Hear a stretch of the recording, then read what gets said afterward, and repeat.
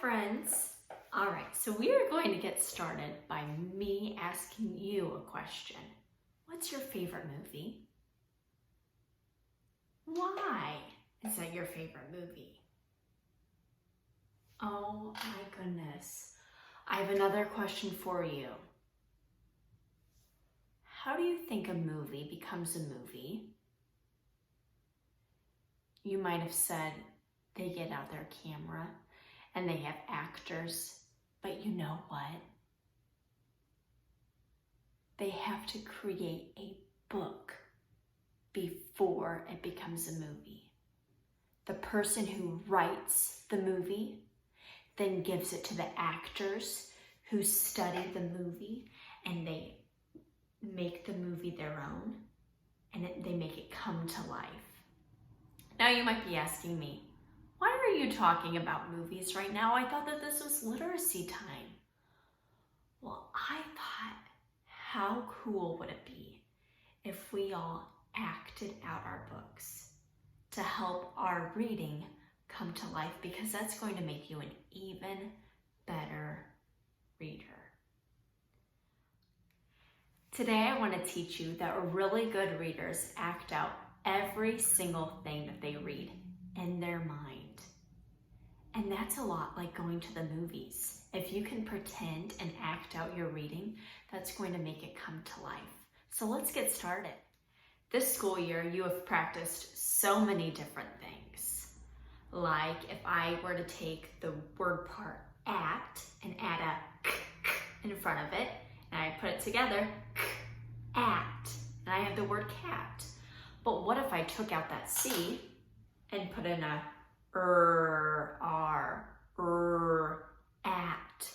We've practiced making different words using word parts. So I thought that today we could practice acting out a situation. Are you ready? Okay, so this is the situation that I want you to act out. Pretend that you have a wiggly tooth. What would you do if you had a wiggly tooth?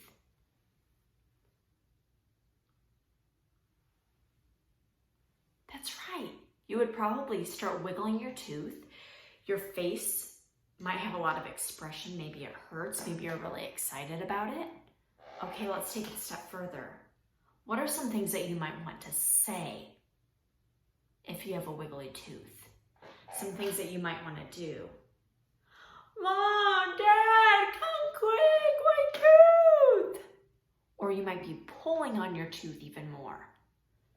So just like what we just did, our actions, we could act out a story. We're going to take it a step further, and we're going to try acting out a book that hopefully you've read this school year.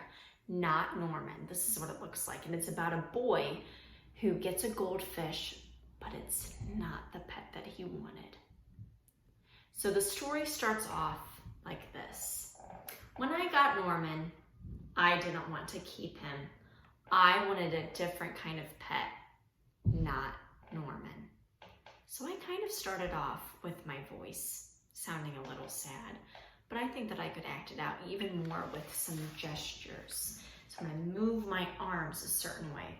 So how about I pretend like I'm holding on to the fishbowl that's holding on to Norman.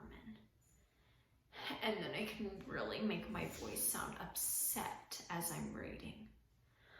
When I got Norman, I didn't want to keep him. I wanted a different kind of pet, not Norman. How about you give it a try? When I got Norman, I didn't want to keep him. I wanted a different kind of pet, not Norman. Oh, that was awesome, friends. Okay, so I want you to think about this. Readers, no matter if we're reading a story that we've read together or you're reading a story that you know really well, I want you to not only act it out with your arms and your voice, but you can also try it in your head. So if you were reading that story, you could picture yourself or the boy in the story holding onto the fishbowl and thinking about how he would be moving and what his body would look like and how his voice would sound. Those are all things that you can be practicing. So today, when you go to practice, I want you to keep this in mind. Readers act it out. They act out whatever they're reading. And they use gestures.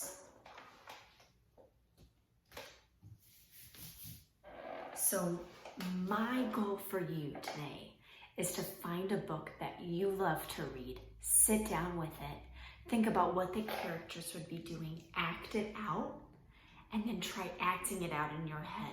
Because the more that you do that, the better reader you will become. Awesome job!